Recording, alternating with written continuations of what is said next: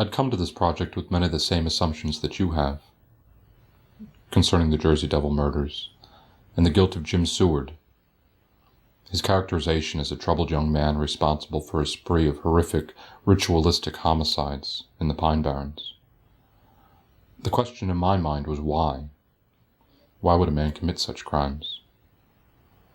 After reviewing hours of archived footage generated by Stephen Avcast and Locus Wheeler, the hosts of Fact or Fiction, I've been forced to change my perspective. The question now for me is what? What really happened that night? And is Jim Seard truly responsible? Ironically, in the course of this project, Jim Seard has died in prison under mysterious causes. His death will forever shroud the reconciliation of this case. As they said on Fact or Fiction, you decide.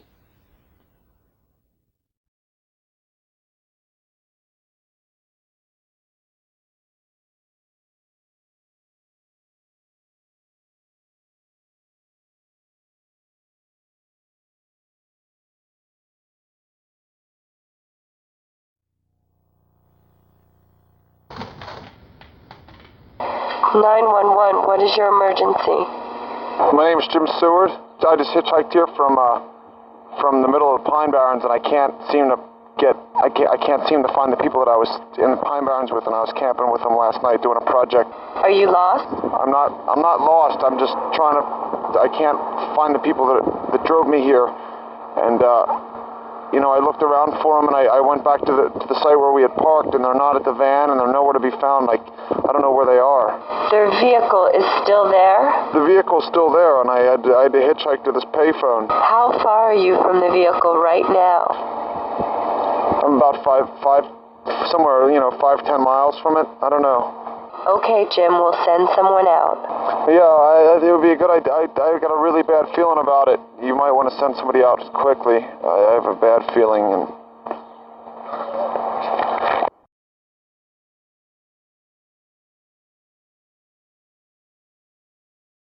WBRK time, it is 5 o'clock. It's time for that afternoon drive that you love so much. Hey, guess who made the missing reports? It's those hosts from Fact or Fiction. Missing? Ha!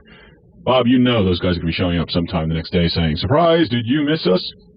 Let's go to the phones and we'll ask you, do you miss them?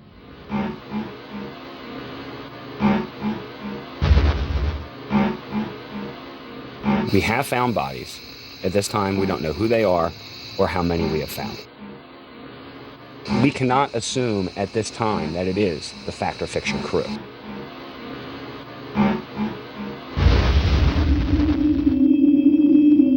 At this time, we have arrested Jim Seard for the murders of Ryan Clacken and Locus Wheeler.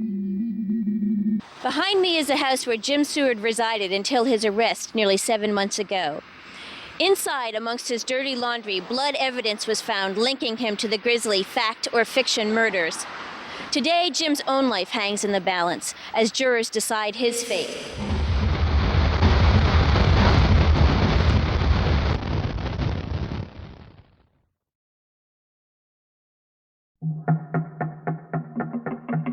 I had heard of the Fact or Fiction murders. They were big news for a period of 1 year, and then, like so many things in today's fast-paced world, were forgotten. I was intrigued by how this story was so well documented. How, in spite of the remote location of the murders and the rural nature of the people prosecuting Jim, that these were murders of a high-tech age.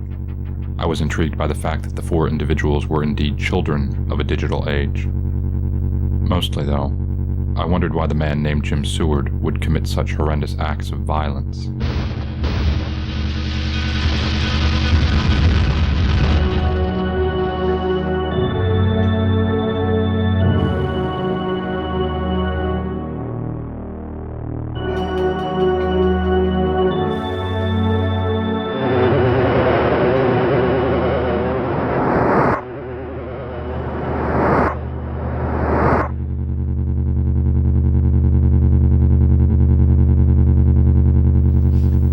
This is Johnny and Locus, and we are live in the Pine Barrens, where tonight we are doing a first ever internet, broadcast, cable, ham radio, broadcast, all live, all real.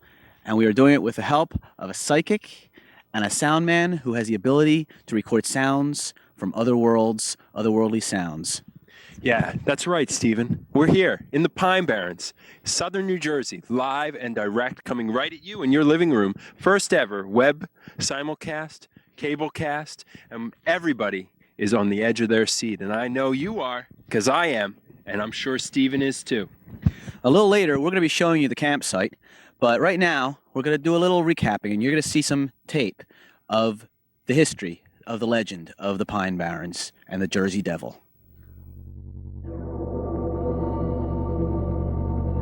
They actually lived their show.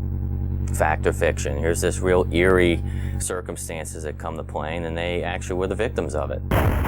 He had the opportunity. It appears as if he had the motive. He did lure those people up there in a veil of secrecy. I would say, yeah, he fits the profile. Who was Jim Seard? The answer proved more difficult than I imagined. His mother had died 4 months before the murders. His father, 5 years before. The only two people that I was able to speak with that knew him personally were his landlady, Joyce Dreyer, and a childhood psychologist named Dr. Dale Orstall.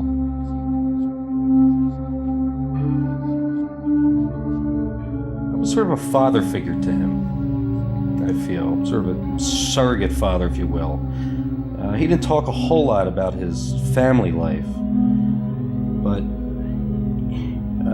one of the things I know is that his father left them when he was very young, ran off with another woman. He had few friends, if any. He was very reclusive. I remember him being quite a loner. He seemed to stay in his room quite a bit when he wasn't at work. And the computer seemed to be a highlight in his life. With the advent of the internet, of course he got into that years after I was seeing him. It wasn't even available, I don't think, at the time. It opened up a whole new world for a guy like Jim. Often he would be on the internet with people, and as we know, the horrible situation that has come up because of the internet fiasco with him being blamed for these murders. The internet was the first of two interests that would attach him to the fact or fiction television show. The second interest was a bit more obscure. Jim had this fascination for magic. I mean, a true fascination. I mean, he, like I told you, he was very reclusive, so I believe he must have spent countless hours in his room alone working on tricks. And he used to come in and start the sessions, and he had to show me a new trick, and often was a simple card trick. But very quickly, he built skills and became very proficient at magic. The internet and magic, both interests generally considered harmless. Both interests that could have a sinister edge to them. Either way, it was a combination that virtually sealed his fate in meeting Stephen Avcast and Locus Wheeler, the hosts of Fact or Fiction.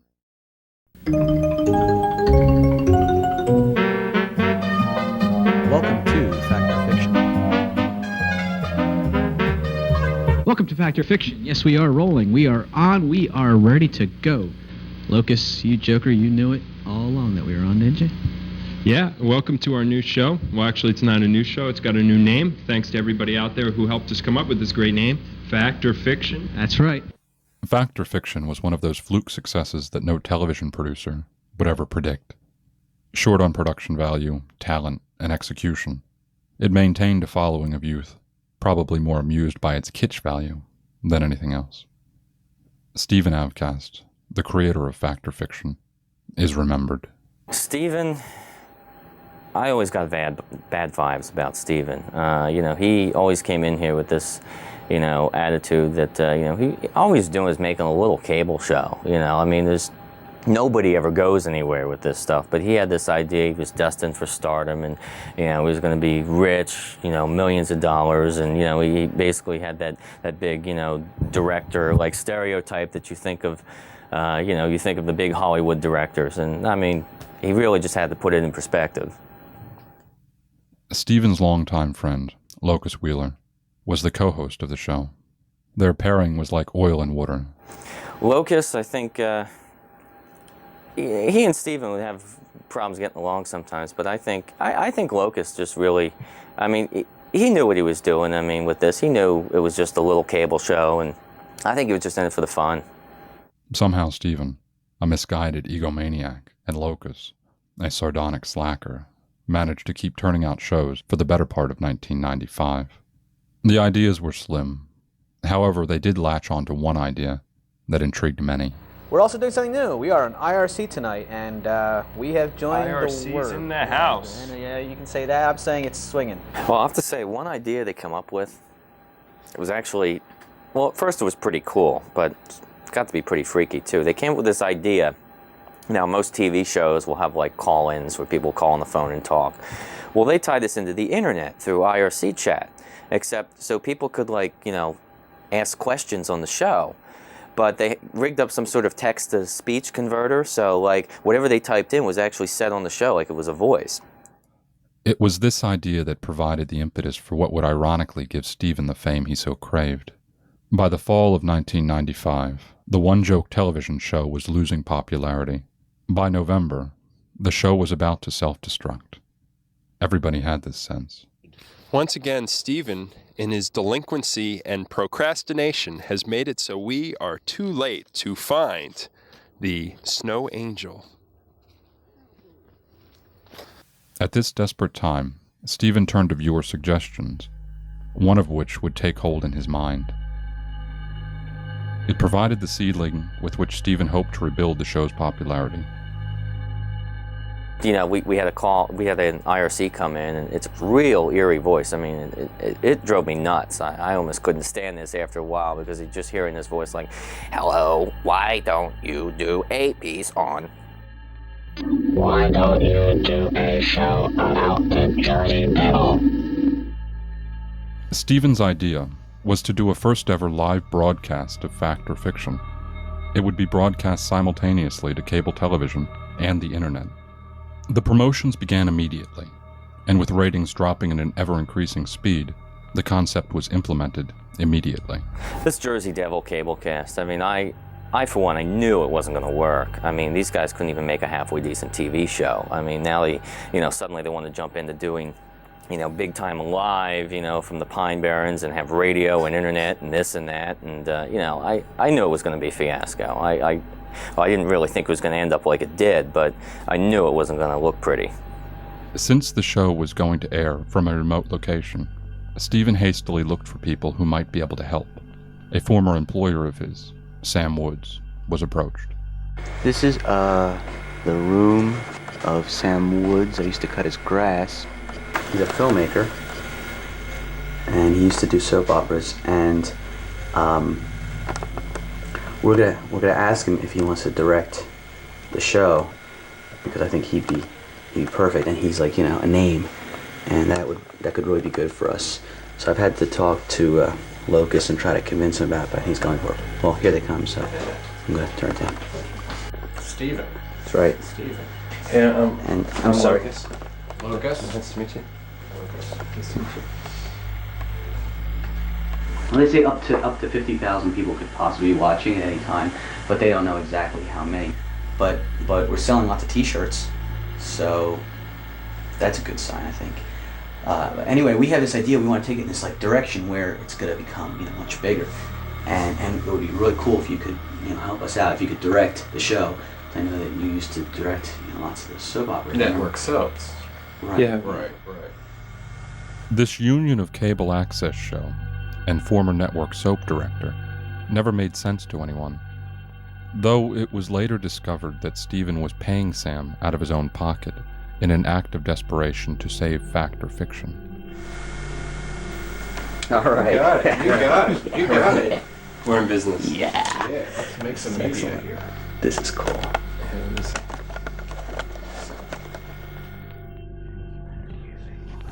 Sam Woods, a once successful television soap director, became one of the people I would question about these events. In stark contrast to his work, meeting him was another road sign on my travel into a surreal world. Well, this devil hunt thing never appealed to me. We're getting into a pretty flaky area there, you know. I think the kids were asking for it with that one. Not the kind of work I do, you know what I mean? Not what I do. For the internet end, Jay McDowell was enlisted. They came to me with a seedling idea. They said, you know, we want to use some of this technology we've been using for teleconferencing, for the video conferencing, and we want to turn this into a broadcasting. They'd heard some talk about it, and they'd seen some sites that were trying to do some stuff like that, so they wanted something like that. They wanted to do it a live thing rather than, like, you know, streaming canned video. They wanted to actually broadcast and compress it all live. So they basically just came to me with that seedling of an idea, and I had to figure out you know, all the technical aspects of how to make it happen, make it real, and what you know, kind of the packaging for it, what it was really going to be in the final product. Stephen and Locust decided that they needed additional help at the actual location. They searched vaguely for a sound man and a guide, and on December 7th, 1995, worlds collided. Okay, we're here at Ryan's, and we've come today to meet him in hopes that he'll be able to help us out on our trip to the Pine Barrens. Basically, Ryan is an audio whiz, and supposedly he's been able to document, you know, paranormal occurrences on tape. So that's what we're going to see today. We're also going to be meeting Jim, who does some psychic things, and we'll see, you know, hopefully these guys will fit the bill and we'll be able to go down to the Pine Barrens with them, you know. Could use the extra help. Is that good? Yeah? Got enough? I hope this damn mic works. You ready? Yeah. Okay. Remember, play it cool. Play it cool. Is this going to blow us, this airplane sound? Okay. Come on. Steven, this is Ryan, right? Ryan? Yep. How you doing? I'm Locust. Locust. Locust. Here,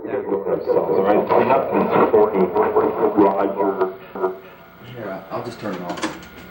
So you just taped us? Yeah, I guess so, accidentally. So do you have like a surveillance setup here or something? Well, or what? for the time being, I kind of did. I just set it up outside. I have like plugins I can plug into the wall and stuff if I need to.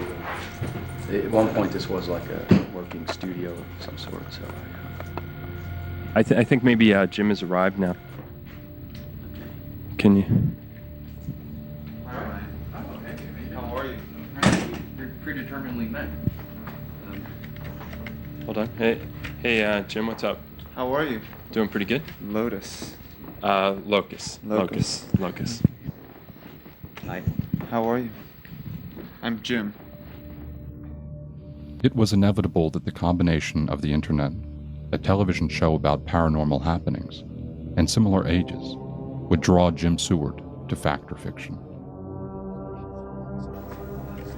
So, just to give a little background, you know, basically we're going to be doing this webcast, cablecast in search of the Jersey Devil, the Leeds Devil, down in the Pine Barrens. And basically why we've gotten you guys together here is because you have skills regarding audio and paranormal activity. So we're hoping that you can help us in that way. And you have these psychic abilities. Psychic abilities that I can, you know, I feel that I can really help out. I understand what you're trying to do, and I really think that I can help out. You can help us find a location. You can help us tap into whatever we needed. I can pinpoint that location. Jim came to me one day and told me how excited he was that he had met these people over the internet. It was some show, Fact or Fiction, and he was to be their guide in the Pine Barrens. And what really amazed me, I just didn't think he knew or had any knowledge of the Pine Barrens to be able to even be a guide. But he seemed so excited about it. Is this good? Yeah. Do you want to hold them up, or do you want me to just call them? just like this. I'm not gonna touch it. You can't touch it. Okay. 6 spade. 7 spade. 4 spade. 5 spade. 8 club. 8 diamond.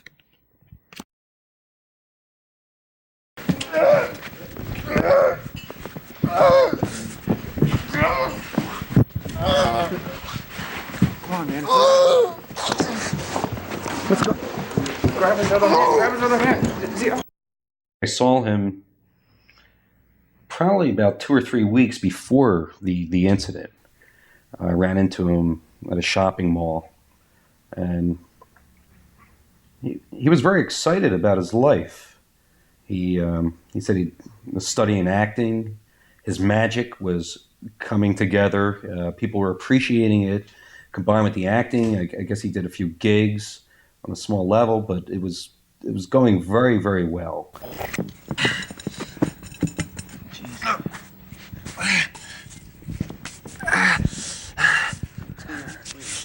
Give him more action. There's something on his arm. Something on his arm. I don't see anything. I don't see anything. Jesus Christ. 1, 3, 9, 5. What does this mean? What does this mean, Jim? Do you know what this means? No. Are you Yeah, you got to back off. You recording this? Yeah. Was Jim psychic? It was not likely. The card demonstration and the supposed psychic fit in which numbers appeared on his arm were nothing more than simple tricks, known to any amateur magician. To Stephen and Locus, Ryan Clacken and Jim Seard were perfect for fact or fiction. Youthful, eager, and strange.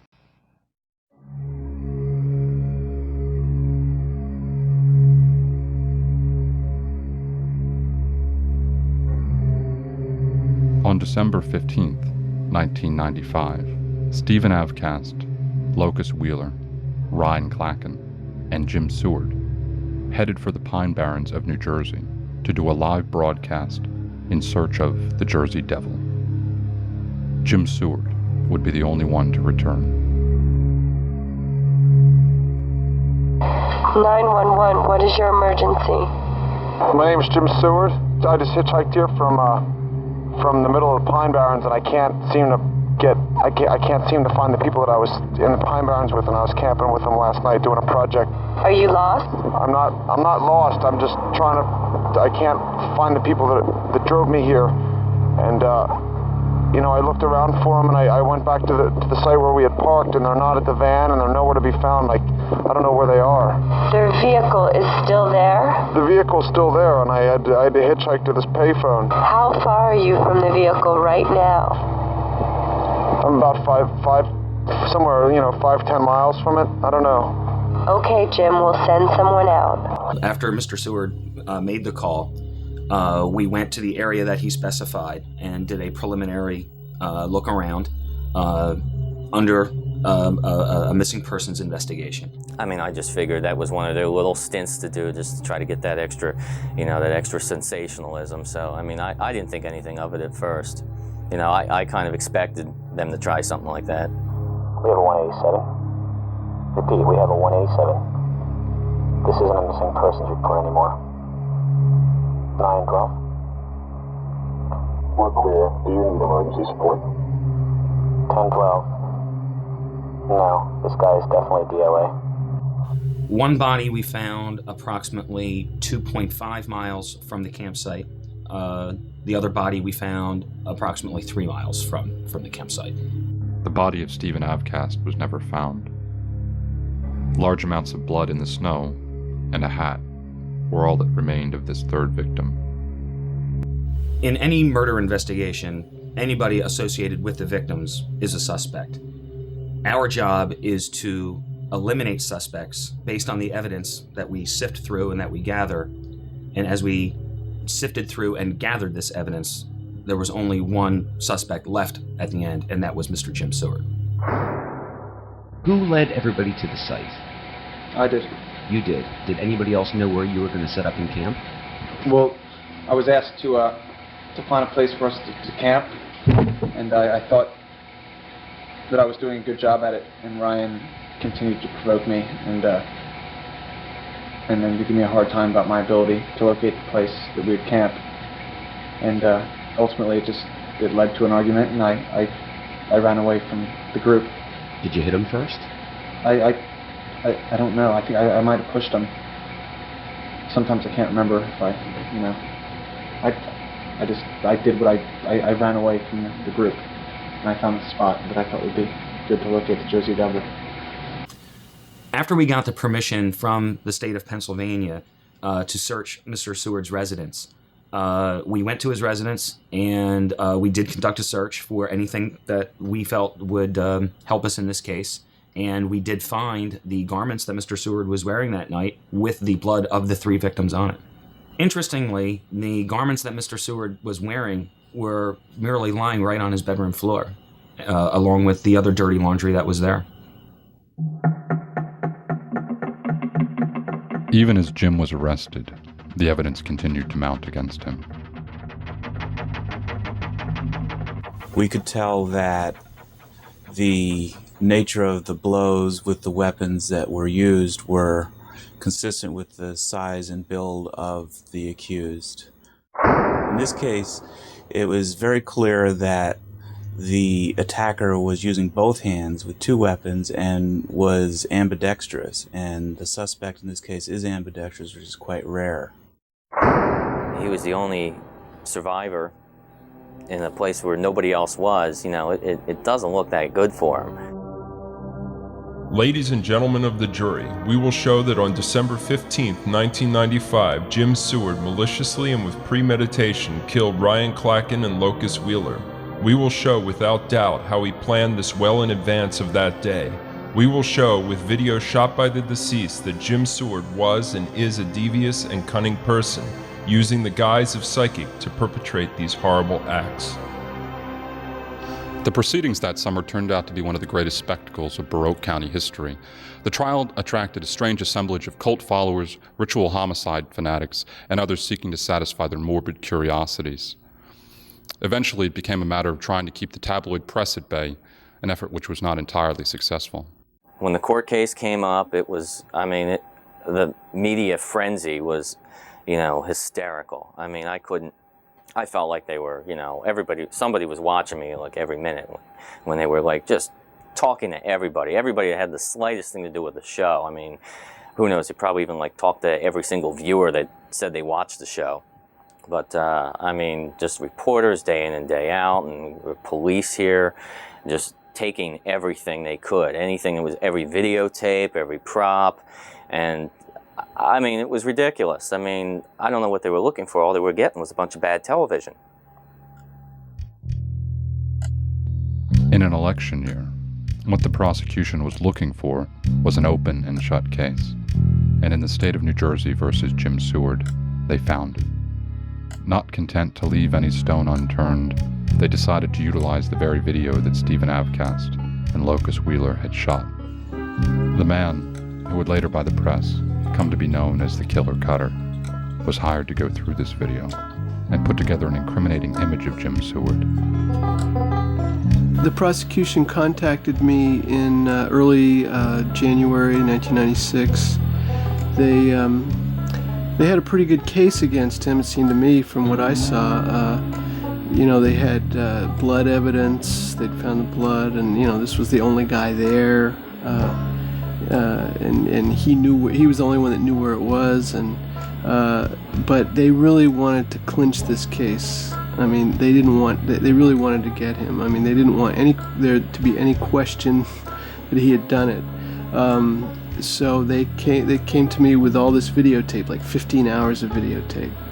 And this was video that these guys who did this cable show had shot, on location. I'd never really edited anything like, I'd never seen anything like this before. This was like video from the crime scene. And normally, I've got, hours and hours of people, talking heads, like, in some room somewhere, like, badly shot. This was badly shot, but at least it was out in the woods, it was different. The prosecution's video was intended to show facts. Perhaps not inadvertently, it also created an intimacy with the murdered three that the defense was unhappy with. Ride, and we're stopping to get some gasoline. They protested it, deeming it an unfair swaying towards a guilty verdict. This was not enough reason for the video to be struck down, and so it was used. The first point demonstrated that Jim was indeed leading the group into very remote regions of the Pine Barrens, areas where there was no hope for help or aid from the civilized world. The following represents excerpts from the first section of the prosecution video. Over 54 minutes of video showing the four wandering deeper into the pines was shot. It is estimated that the four walked for more than 2 hours before Jim finally decided upon the location of their operations. Hey guys, he's starting to go. Let's get this stuff together. So what's the deal, Jim?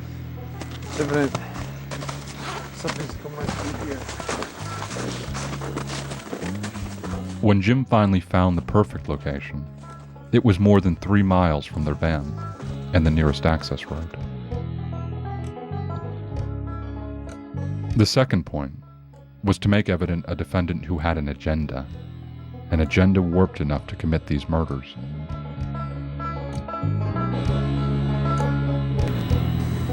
I've been contacting the supernatural world for the last week and last couple days, and I've been in contact getting my spiritual self together for this journey that we've put ourselves out on, and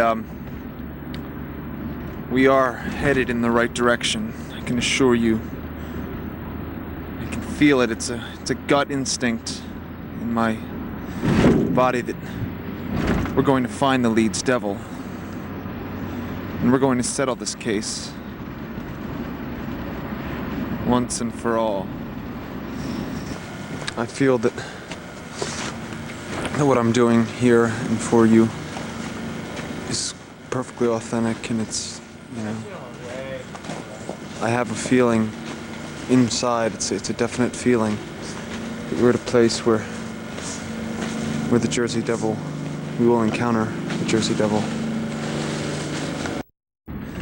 I know we're headed in the right direction.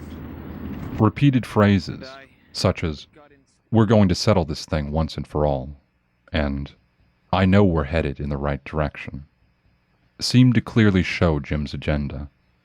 It didn't take much to read into these phrases and see an individual with a plan that was to be carried out in the desolate Pine Barrens. As the prosecution's video progressed, Jim's personality changed, from a quiet and shy person to one that presented the prosecution with an opportunity to show the violent nature just below the surface. Look, man. I'll see you back at camp, man.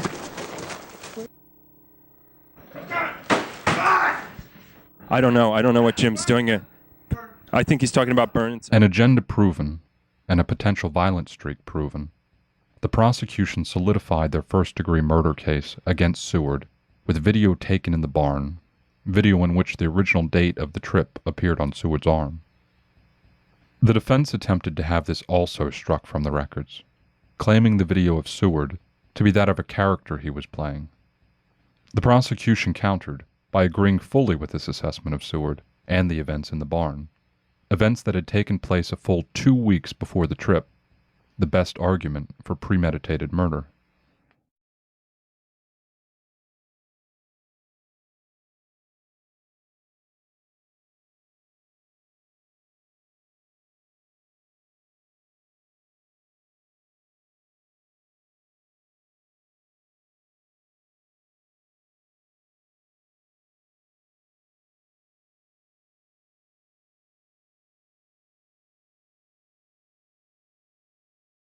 The trip began at sunrise.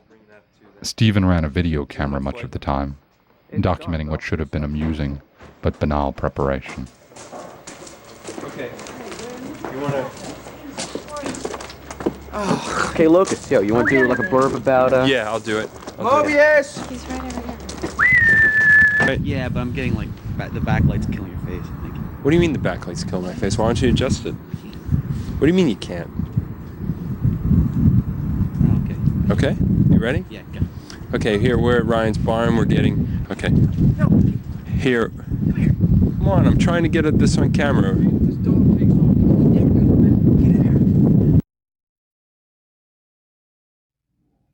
The trip, guided by Jim, took them into the loneliest of areas on a lonely, cold day. Here's to you, Stephen. Thank you. A stop at a gas station was the last obvious landmark before they moved into the unidentifiable roads of the Pine Barrens. Our candy. At a certain point, at Jim's request, they stopped, parked, and started walking into the woods, following the psychic visions of Seward. Now, I'm just saying, if he's going to do it, this is part of the show, we got to do it in the place he thinks is right. Because if we're going to find something, yeah, we could fake it, but I don't go for that. I think we should go for real, and he's off doing his thing. That's why we got him here. I'm just getting cold. But we knew this was going to be it. We all talked about it. We knew we were going to be way out there. Here he comes. Let's see what he says. Be quiet, guys.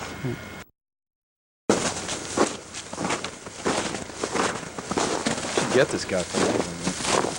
Psychics are us. I think this is a pretty good idea, us waiting around and then him finding the spot, and then taking the stuff over to it, Yeah, we still gotta go back to the car and get stuff, man. See, I don't even think he knows that. Was he volunteering to do that? I don't think so. Yeah, well, I know he's not carrying too much, but you know what he said about that. It's a vibe thing. Tensions increase as they work further into the Forsaken Pines. And then, a key point in the prosecution video arrives. Okay. Jim, are you a psychic or a psycho? Look, man. I'll see you back at camp, man. Approximately 1 hour later, judging from the sun, a camp is being built. Discussions are already being had about Seward. Seward is not helping. He is keeping to himself. For the next 2 hours, the video of the group is a collection of promotions for future cable shows. The camera frequently left on between takes. This is Locust reporting from the Pine Barrens, and I'm with Ryan, our sound man. Gee, Ryan, I'm pretty parched. I sure am too. Wow, is that mulberry natural spring water? Yes, from Mueller's. Wow. How about, I wish I could have a sparkling glass of that. Boy, I'm telling you, and in a gallon jar. Jug. The mood is good. Let's do that again. Jim does not join them. Instead, staying in the tent on IRC. I don't really feel like I'm being taken very seriously, by really any of you. Well, I'm taking you seriously. We set up here, I'm doing what I do, and I don't appreciate being laughed at. Well, it's just a stress thing, Look, we're gonna be going on in a bit. You gonna come out for the broadcast or what?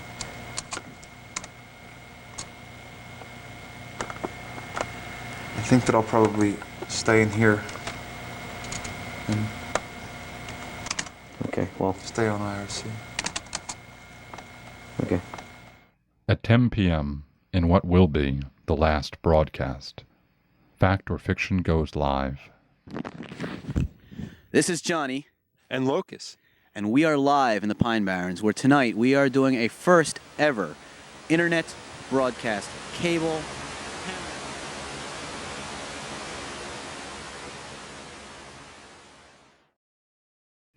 Jim has been on IRC for 2 hours and 30 minutes.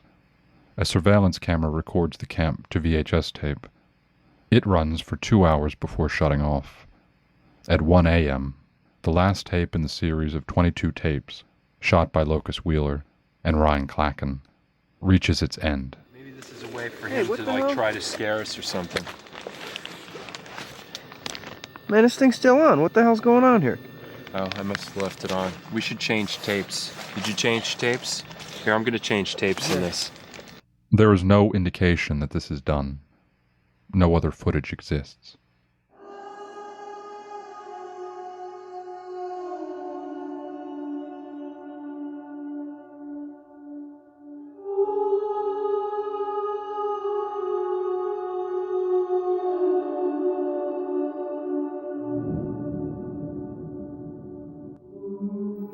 The tapes show a group of men going through a wide range of emotions, seemingly enjoying their jaunt into the Pine Barrens.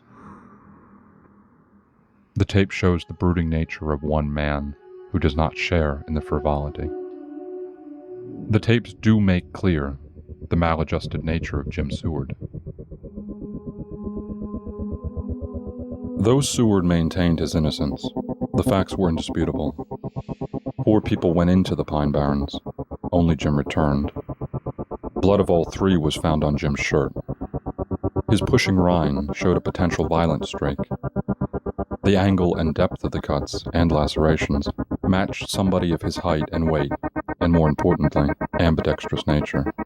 The number, which closely matched the date of the murders appearing through ashes on his arm, was deemed to be a good case for premeditated murder. The tape showing the 4 walking further and further into the woods virtually guaranteed a seclusion from civilization that would make the killing easier. The defense's one victory was getting the 3rd charge of murder, the murder of Stephen Avcast, dropped. Though a body is not necessarily needed to prove a murder, the prosecution had more than enough evidence with the 2 bodies that were found. On July 16th, 1996, Jim Seard was found guilty on 2 counts of first-degree murder. He was sentenced to 2 life terms, to be served consecutively. Went out last night for to take a little ride. Met little Sadie and I shot her down. Back home, crawled in the bed with the 44 pistol under my head. I think the whole trial, was a kangaroo court of sorts, a pig circus. I mean, the police obviously didn't do their homework. They're not investigating to the best of their ability because there has to be there has to be some evidence indicating somebody else or something else. Woke up next morning about 9:30 with the horse and the buggy standing in line. The case they built up against him, it was all circumstantial. They didn't have any actual evidence that he did this, but he was the only one there. They really had no one else to go on. I don't consider having the blood of victims all over your clothes as circumstantial.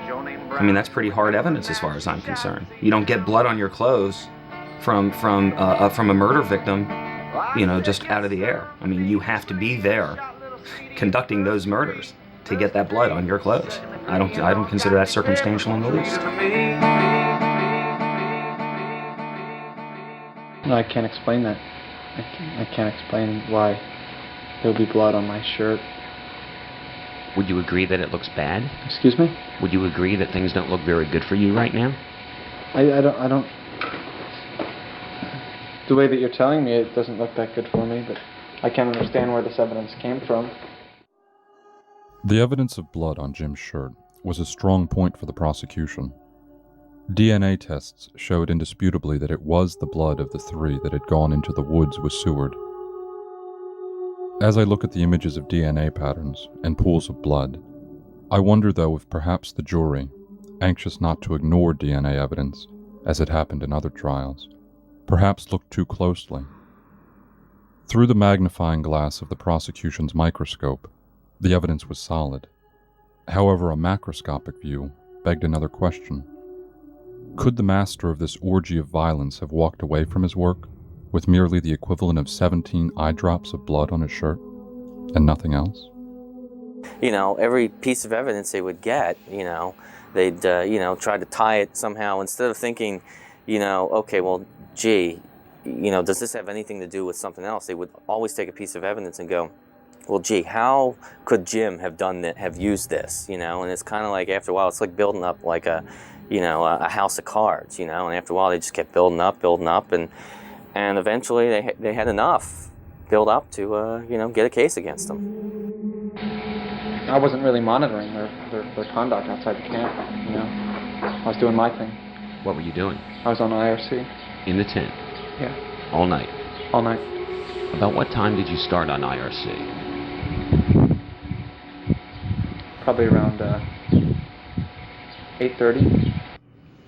When we interviewed some of the individuals that Mr. Seard claimed to have been talking with on IRC that evening, and they have all, and we've looked at their logs as well too, their chat logs from their computers, and we have determined that there was about a 45-minute gap between when Mr. Seard made one comment to when he made the next comment, and 45 minutes is an awfully long time to not be responding to other people on the internet. They say the signal dropped out, so Jim could have walked away, and I guess that is possible. It is possible, yes. You don't necessarily have to be a world-class sprint runner to cover that amount of ground in 45 minutes.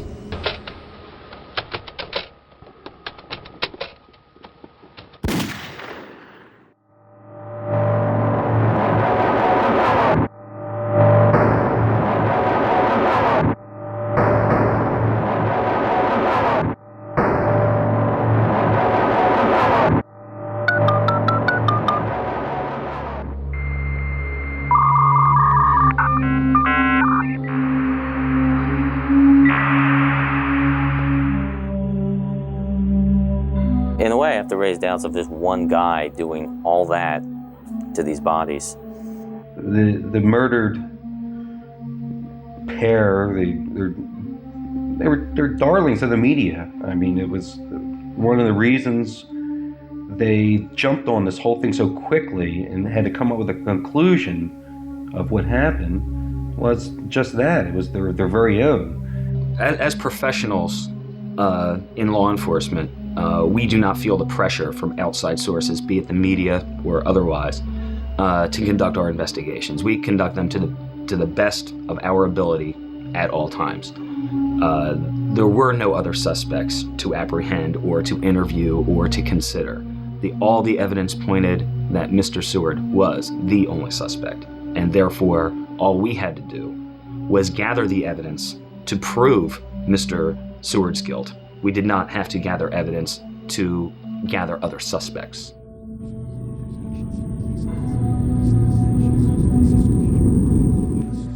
On January 2nd, 1997, an event occurred that forced me to rethink the making of this documentary, the very thesis with which I had begun this journey. Jim Seard was found dead in his jail cell of undetermined causes.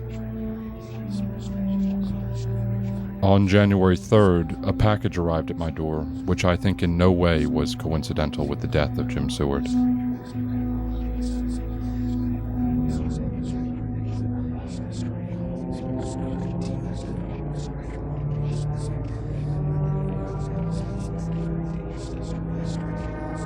The acquiring of mysterious videotape has changed the mood behind the making of this documentary. Gone is the attempt at pure objectivity with which we started. Now we question, who gave us this tape? And more importantly, what, if any, information does it hold that was never brought up in the trial? Going to the authorities with this new tape is pondered, but rejected. To them, the case is closed, and with Jim's death, appeals are a moot point. Nothing is ruled out. The tape could be a hoax. I am conscious of one thing, though. My search for the truth behind the fact or fiction murders has in some way become part of the story. There was this discussion on the last tape that, that they were going to change tapes. But, whether that ever happened or not, I mean, I don't know. I mean, I didn't see any other tapes, and from what I saw of the camera, it was pretty damaged. So if there was any tape in there, I don't know. I mean, I doubt that it ever could be, played.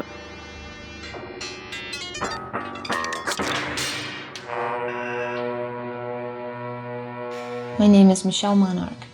I'm a magnetic media data recovery specialist. The particular videotape that I was given was almost beyond recognition. I digitized sections of this particular video, placed it into the computer, and am now reconstructing the actual picture frame by frame.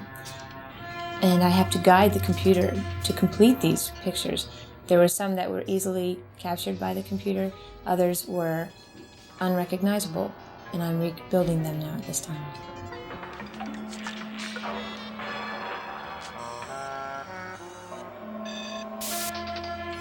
As the tape is reassembled by Shelley, it becomes apparent that some sections are rather viewable.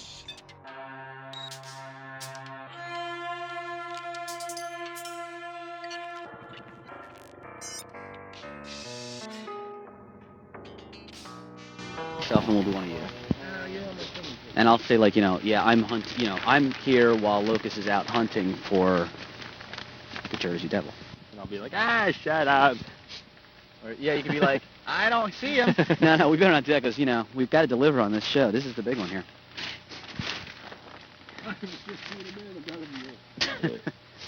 Okay, are we ready there, Ron? Now, right now... do you want me to still be rolling on this stuff, Steven? Do you want to state that whole thing? I think I kind of could hear you. I've been rolling the camera, just messing around, shooting camp stuff. But could you, what was the deal with... I don't care if you hear this or not on the camera. I mean, this is never going to make it anything but the cutting room floor, as they would say in the film days, from what Sam was saying. Sam, boy, even he was more... All right, man, hang on a second. I don't want to be like a bitch all night, Good, this works. All right. I'm going to take a walk out into the woods here and just sort of scout out the location. I also got to kind of go to the bathroom. But, do some... Yeah, I'll do the sound. Get on the trumpet, do the sound. Because, you only have that one... We're experiencing Newark's like doing its thing here. Yeah, I know, but, the airplanes from Newark are all... But we got a little bit... we got that one machine going, but I want to see that little reel going. Okay. I want to see you on that trumpet. I want to see you working for, the reason that you're out here. And Locust, come on, man. IR 144 XX awaits you. Do some work, man. Sure, Steven. Anything you say, big guy. Yeah. Coming right at you. All right, I'm gonna get going here. I'll be back in about 3 minutes. Okay, man. Okay. I'll be on that before we get back. You do me a favor. Flick on the machine, will you? There goes the little tyrant. Here, come on. I got the camera rolling. Do a little Steven imitation for me. Just, don't drain my veins. Oh! Here, Steven being such a... What are you trying to say? Oh, no, I'm talking about Steven being a pussy. I'm not talking about Jim being a pussy. Jim's one psycho motherfucker. Scared. You want to let me get that on. Let me get that on camera. I said that thing isn't running, is it? Of course it's running. Great. We're supposed to record everything. Here, give me a Jim. Why don't you do that line that you said when you were out of the bush? What did you think when Jim pushed you?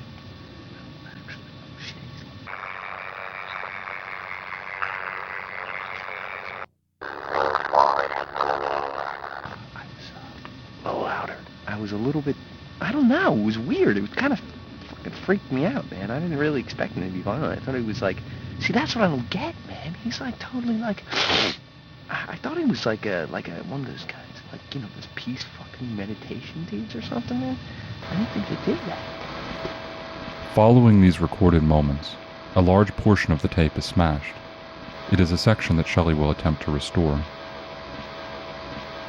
The next section, that is immediately viewable, happens somewhere in the middle of the tape.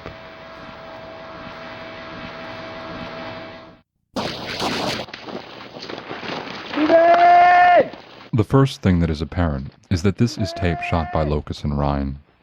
Steven is nowhere to be seen. They are searching for him. On her third day of restoration, Shelley makes another discovery.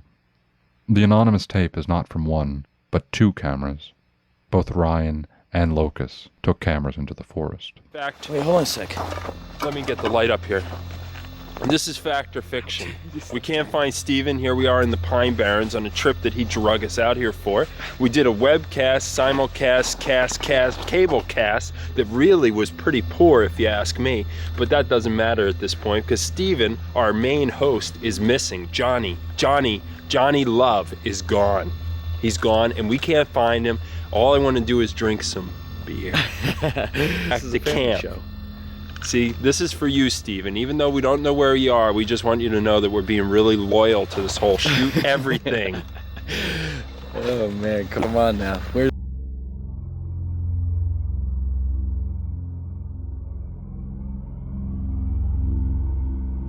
In the 6th day of her work, Shelley puts together a stunning piece of tape. It is a moment in time that proves so much.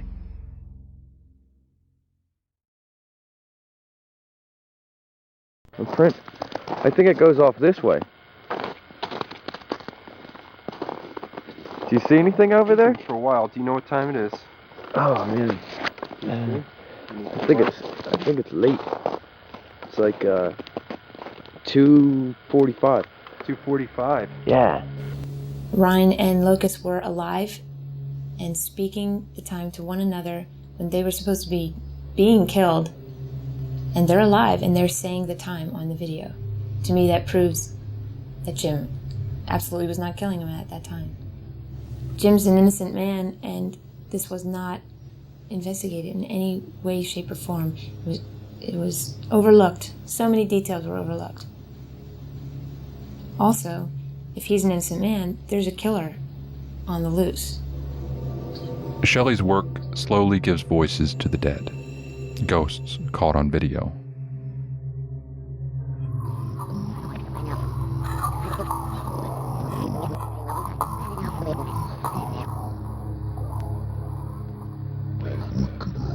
We'll be able to find it. I don't know why we actually didn't think of it before.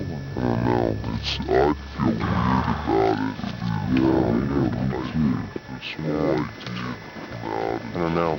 I feel weird about it. Yeah, that's why I don't know. I feel weird about it. Yeah, I don't know. I feel weird about it. This whole idea. Yeah, didn't you try to stop him? What's up with that? Did you try to stop him? What's up with that? What happened? Why was he getting so weird? Why was he getting so weird like that?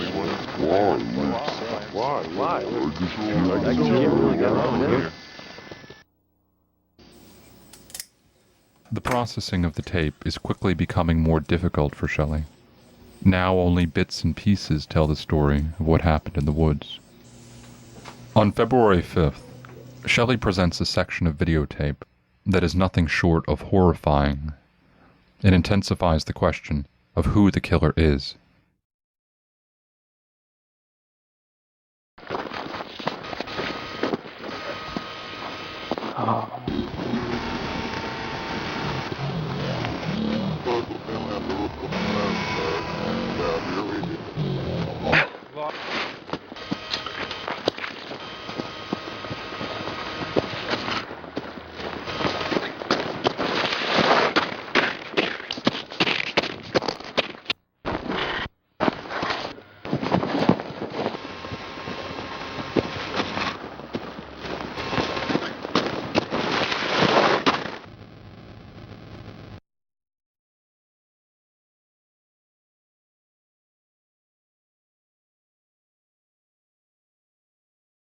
On February 7th, Shelley finds what she thinks is the same moment in time from Locust's camera. It cannot, however, be viewed. She remains hopeful as she begins the process of trying to reconstruct a lost video. The computer needs me to direct it. It doesn't know how to reconstruct a circle. Maybe it'll have an opening at the side, and I have to teach it to continue the circle. Yeah, I'm a guiding factor. While Shelley begins the process of attempting to restore video, I will attempt to find a truth within the film I have already shot. You know, in sitting there waiting for these video edits to render, I did wonder about certain aspects of the case, like, sometimes I wonder, am I doing the right thing? Is this, did this guy do it? I mean, it seemed to me from what I saw that, it was pretty likely that he did it. I mean, he had the blood evidence and stuff like that. But then there was the one guy that they never found his body. Now, what happened to him? I mean, could he have done it? I don't know. It is an obvious question. A question I had presented to all the people interviewed. The tape restoration is showing Locus and Ryan searching for Stephen, which only makes the question more relevant. What happened to Stephen Avcast? By process of elimination, I proceed.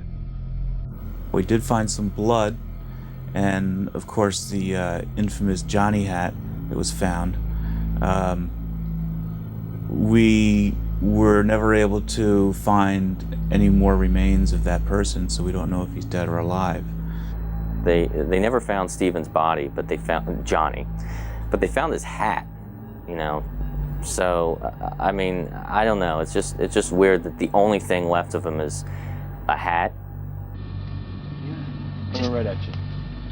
All right, I'm gonna get going here. I'll be back in about 3 minutes. Okay, man. Okay. I'll be on that before we get back.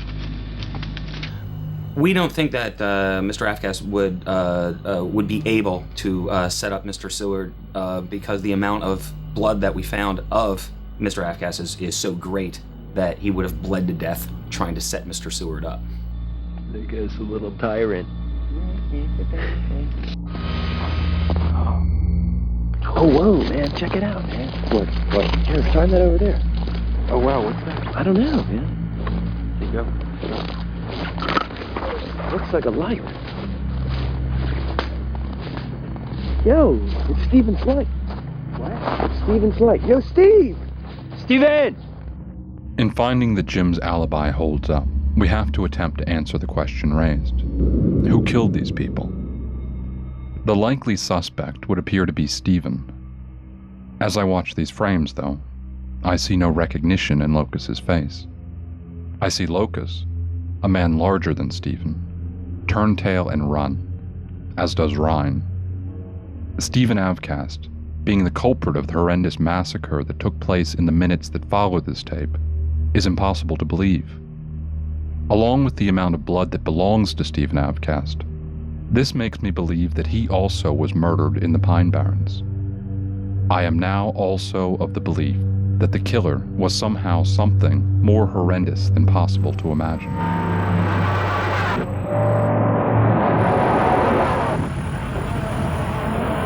What could have killed 3 healthy men?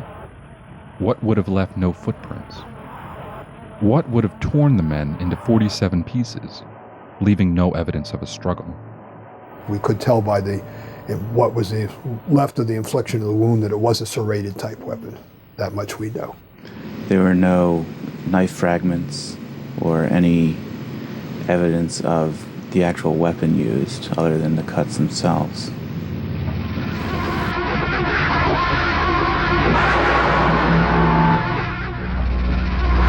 Well, we're a rural county. We have people who are not greatly educated. Rumors and folklore are common. I put no credence in anything of that nature. I just go by the facts that the police were able to ascertain. A monster? Yeah, I think this person's a monster. I don't believe fact or fiction. I don't believe the fiction. I think that this is a person, and I'm going to find out who it is. I'm going to reconstruct and do my job to recover what has been lost. The facts. It is as though the Jersey Devil is a monster reborn in a digital age, reborn on the internet. A demon captured on IRC logs, mangled video, whispers in the dark. It is to these that I look. It's totally anonymous. I mean, you can't trace a call. You don't know if it's man, woman, old, young. You don't know anything. You don't know where it's from. I mean, in one way, I don't know why the cops didn't try to do anything, and try to figure out, well, who made that idea? Who came up with that suggestion? Why don't you do a show about the Jersey Devil? We have this show, Fact or Fiction. It's a paranormal variety show. We have guests come on, that kind of thing. Well, things have kind of been a little slow over at the station, so we thought what we would do is we'd we make a little excursion there. There was a suggestion via IRC. There was a suggestion via IRC to and also from to that the mailbag. Yeah. That guy D something, whatever his name was. Well, you know, one thing about IRC that's really hard is that, you know, it really is hard to trace it because, I mean, it's not like you know, like the phone number they're calling from. I mean, this could have happened. Could have been like Shanghai where they were writing this message from. I mean, you just don't know. That's part of the beauty and part of the evil of it.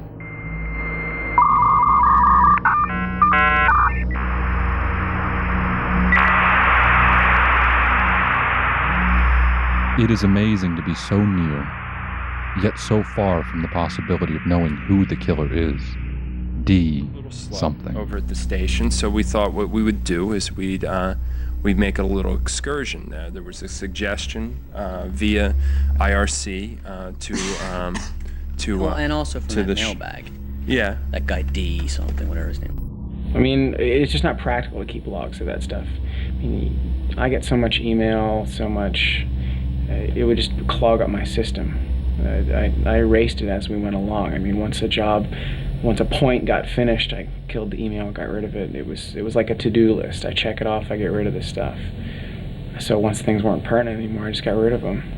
So I don't have anything of it really. I mean, there were like a couple of emails that we had at the very end there, but there's nothing illuminating there.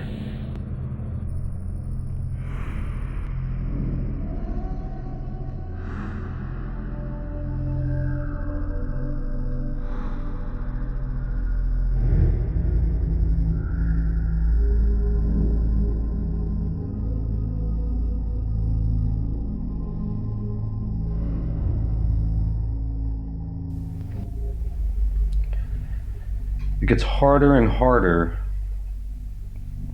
to stick with your original gut feeling.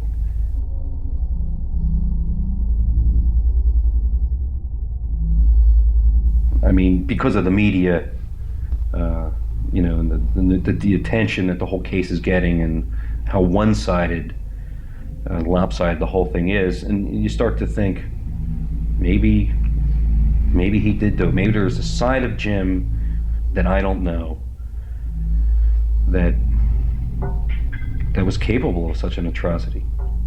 As this journey nears its end, I begin to fully understand the essence of what this is about. The media upon which these events were recorded, the media that should have been able to provide a truth more pure than ever before, has somehow become the story. This has become more than a search for the truth behind the fact or fiction murders. It has become an indictment of truth and how it is viewed through the lens of the media. Pretty exciting moment here because the fact or fiction logo is on screen, which means one thing, that we are now actually getting our feed live to the cable company, the access. Reality television, the news, the 60-second clip of truth have made even the strongest of doubters wonder. Are you a psychic or a psycho?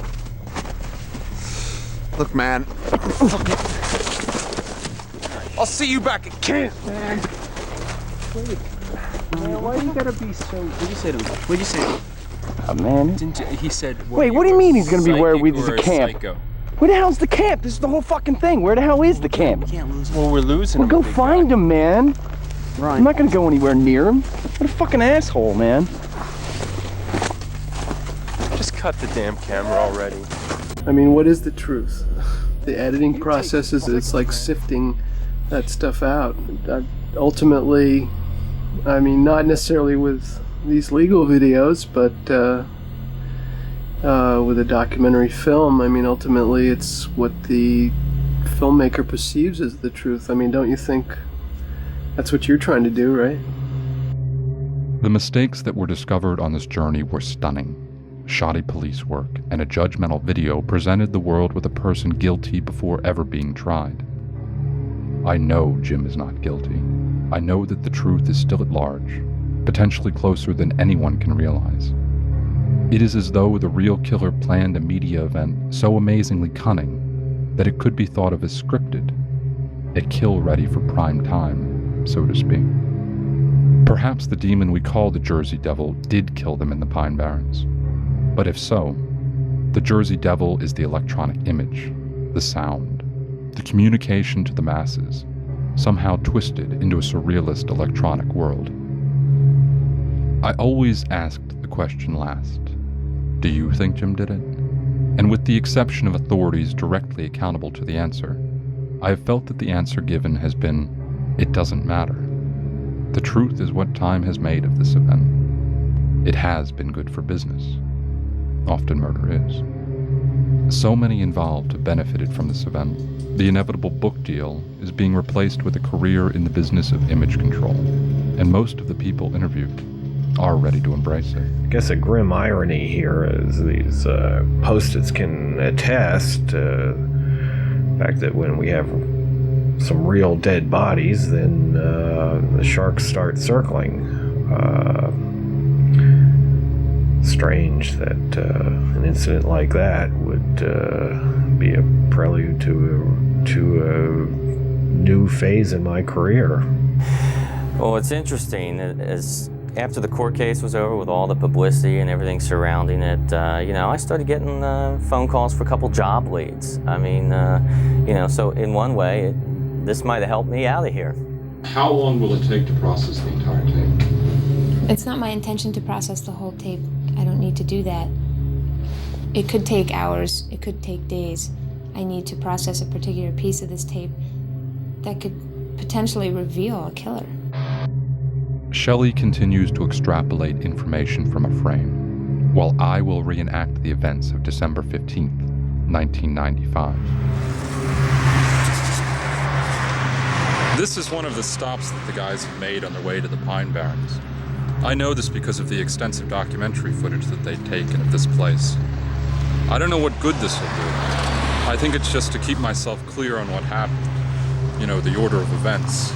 Strangely, the weather's almost identical to the way it was that day.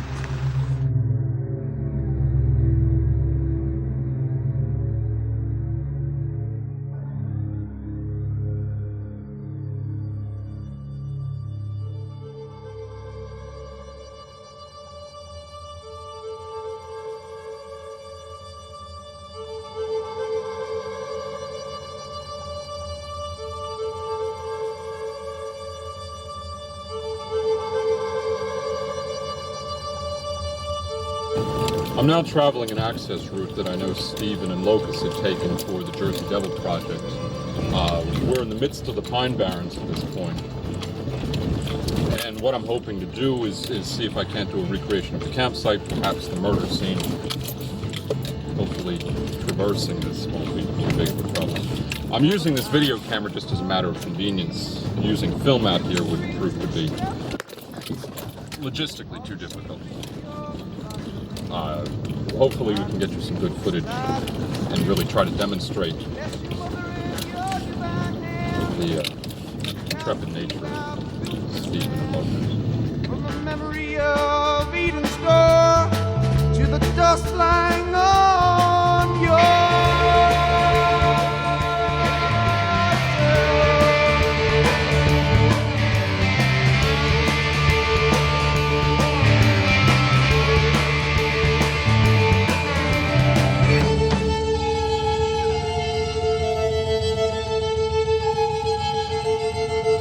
I feel with some more work that I will find the killer. I will see the face of the killer. All the pines in the forest came to hear the screams in the shepherd's name. All the sheep in your flock remain tied in stables, tied in stables. Bless you, mother, in your divine hand, in the castles you have built with sand. From the memory of Eden's door to the dust lying on your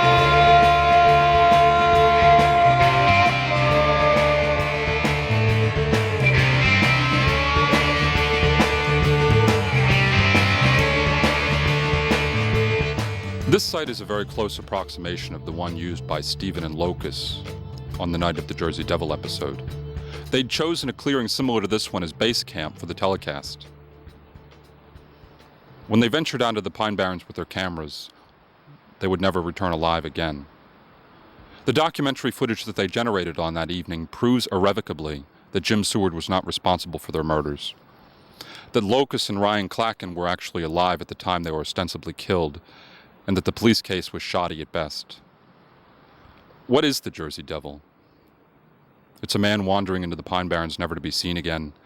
It's a mangled animal found on one of these access roads. Or perhaps it's something that rests within our psyche and we'll never truly understand. I've been on this project for months now and haven't come to a clear definition of what actually happened or who was responsible. All I know is that it's a mystery and it may permanently remain so.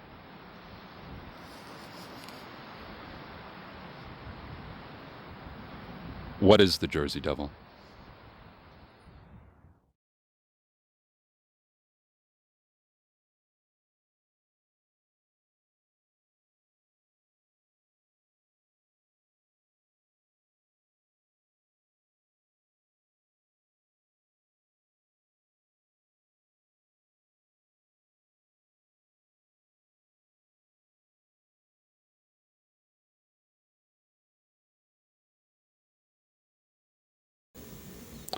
I'm now outside of Shelley's studio.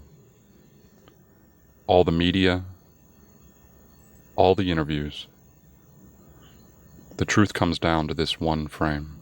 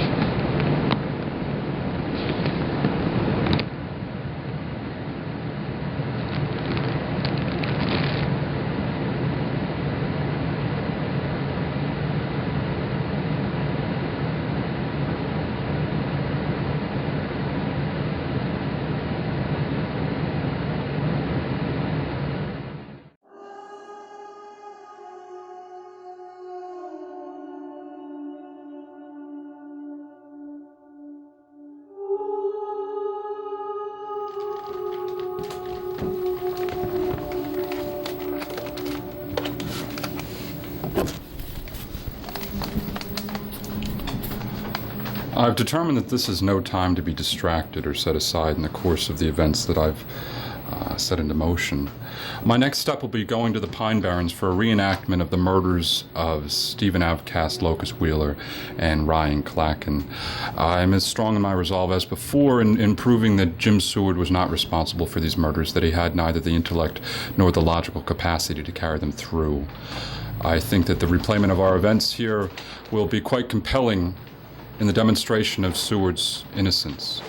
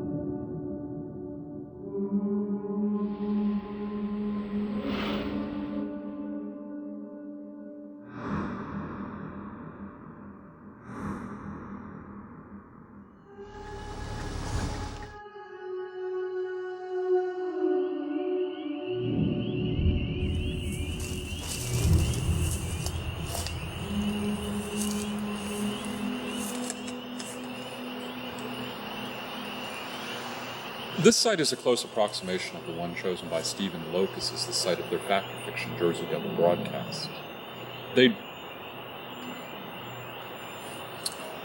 This site is a close approximation of the one chosen by Stephen Locus as the site of their fact or fiction Jersey Devil broadcast.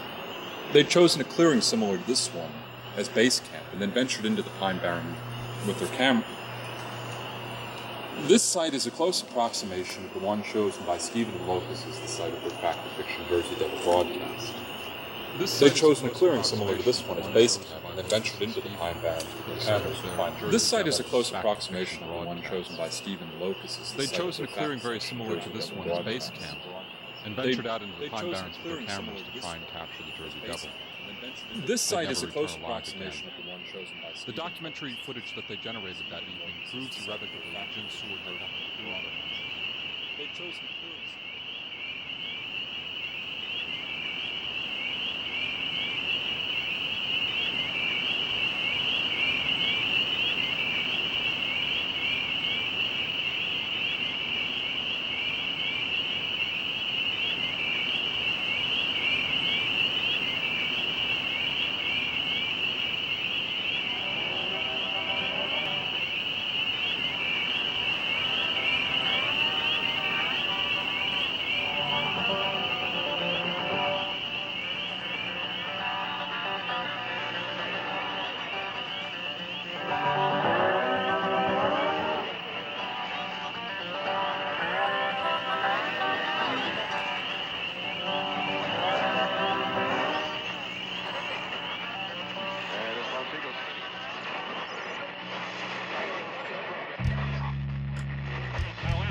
Plays it in.